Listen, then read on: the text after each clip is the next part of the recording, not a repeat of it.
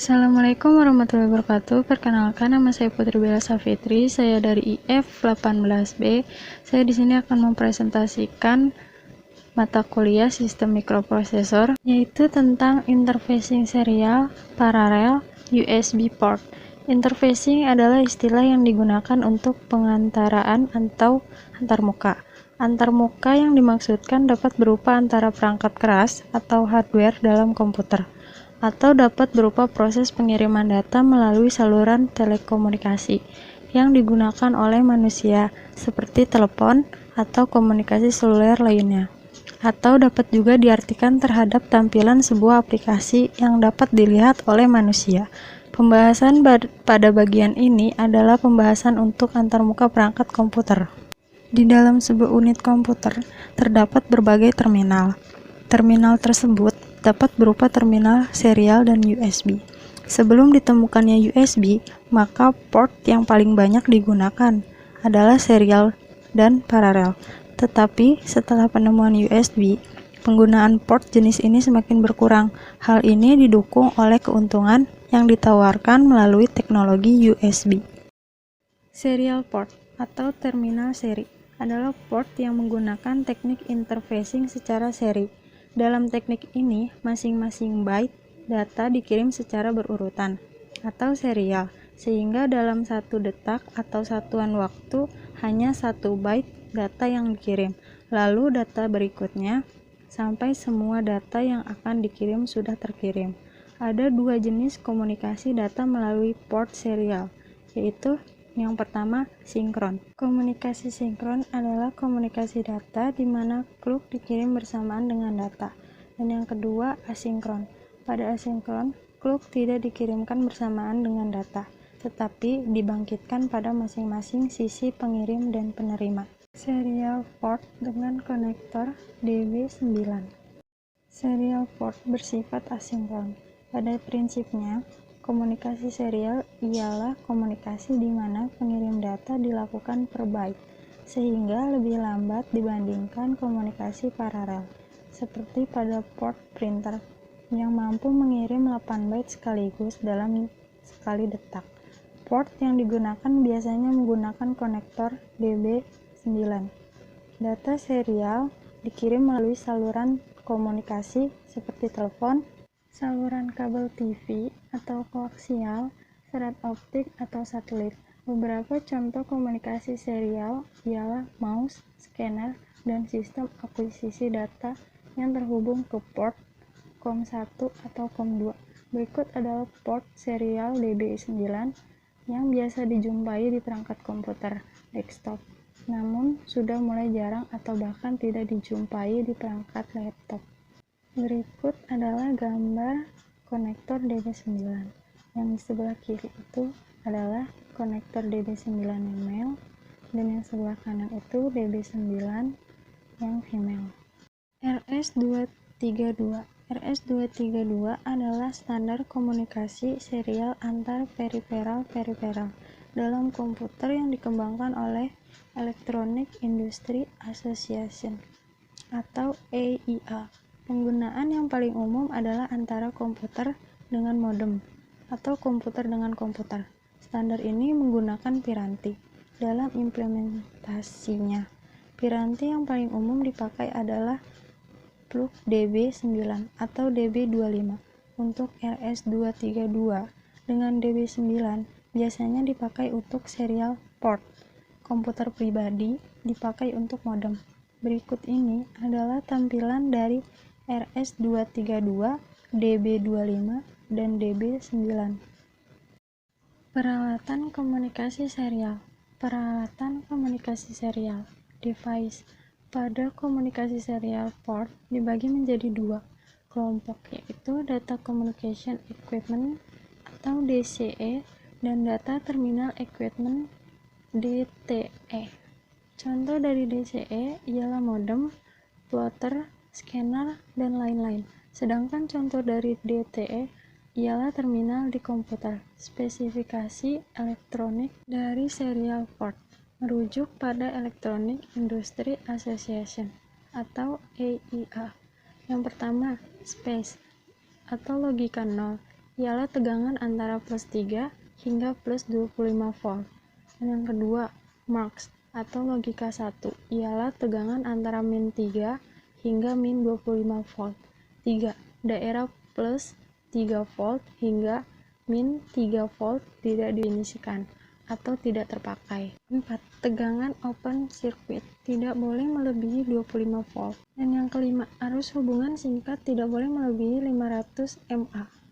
Pada transfer data secara serial dikenal 3 istilah berikut ini, yaitu yang pertama simplex.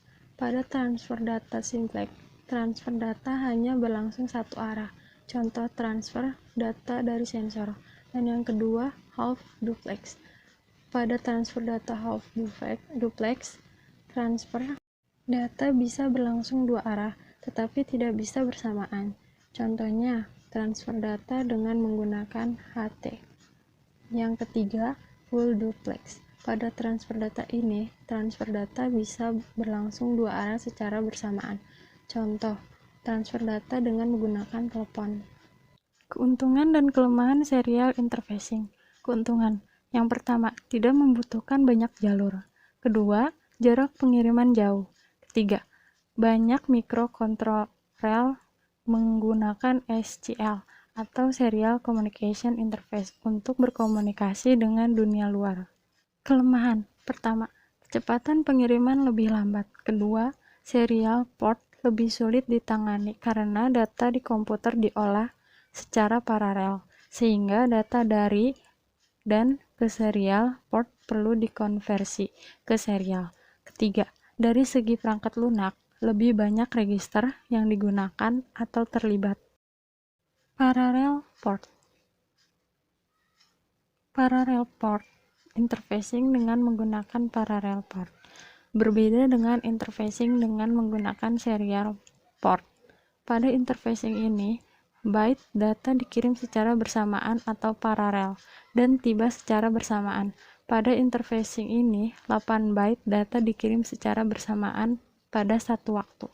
Berikut adalah contoh gambar pengiriman data secara paralel. Keuntungan dan kelemahan paralel interfacing. Keuntungan. Yang pertama, pengiriman data lebih cepat. Kelemahan. Pertama, menggunakan banyak jalur. Kedua, hanya efektif untuk jarak yang pendek. Model parallel port. Berdasarkan IEEE 1284 ada 5 mode, yaitu pertama, compatibility mode, kedua, enable mode, ketiga, byte mode, keempat, SH parallel port atau EPP mode, kelima, ACP mode atau extended capability port. USB port. Aplikasi dan rangkaian dengan konektor USB. USB ialah port yang sangat diandalkan saat ini dengan bentuk yang kecil dan kecepatan datanya yang tinggi. Anda dapat menghubungkan hingga 127 produk USB dalam satu komputer. USB versi 1.1 mendukung dua kecepatan, yaitu mode kecepatan penuh 12 MB per second dan kecepatan rendah 1,5 MB per second. USB 2.0 mempunyai kecepatan 480 MB per second, yang dikenal sebagai mode kecepatan tinggi. Saat ini, transfer data menggunakan port USB sudah semakin marak. Port USB menjadi pilihan utama karena ukuran yang ringkas dan kecepatan transfer data yang cukup besar. Sebagai perbandingan, bus PCI saat ini mendukung transfer data hingga 132 MB per second, di mana AGP atau pada 66 MHz mendukung hingga 533 MB per second. AGP dapat melakukan ini karena kemampuannya untuk mentransfer data pada ujung naik dan turun detak 66 MHz. Fungsi USB. Suatu piranti USB dapat dikatakan sebagai sebuah alat transceiver atau pengirim sekaligus penerima, baik host maupun USB itu sendiri. Sebuah istilah baru diperkenalkan, yakni USB function, yang maksudnya adalah peralatan USB yang memiliki kemampuan khusus, seperti printer, scanner, modem, dan lain-lainnya. Dua macam konektor USB. Konektor A untuk hubungan ke host dan konektor B untuk hubungan ke paranti USB. Secara fisik dapat dibedakan dengan mudah untuk menghindari kesalahan pemasangan. Berikut adalah contoh gambar koneksi USB konektor jenis A dan konektor jenis B. Dibuat untuk konektor mini A dan konektor B. Semua jenis konektor USB dihubungkan dengan 4 kabel sebagaimana tabel berikut di bawah ini. Pin 1 yaitu berwarna kabel merah dengan fungsi F atau 5 volt. Pin kedua yaitu kabel berwarna putih dengan fungsi D-min.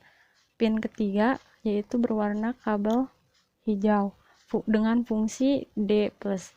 Pin keempat yaitu berwarna kabel hitam dengan fungsi ground. Keuntungan dan kelemahan USB interfacing. Keuntungan yang pertama, mudah digunakan karena dapat terkonfigurasi secara otomatis oleh OS. Kedua, dapat digunakan untuk banyak jenis periferal. Ketiga, dapat dihubungkan dengan komputer dalam kondisi hidup sehingga tidak perlu mematikan komputer terlebih dahulu. Keempat, kecepatan yang berlipat dapat mencapai 5 Gbps untuk USB dengan 4 bus. Kelima, murah dan mengurangi pemakaian energi. Kelemahannya, yang pertama, tidak dapat digunakan dalam komunikasi peer-to-peer. Kedua, hanya efektif untuk jarak yang pendek. Dibutuhkan hub untuk jarak yang lebih jauh. Ketiga, tidak dapat digunakan untuk komputer-komputer tua karena ketidaktersediaan port.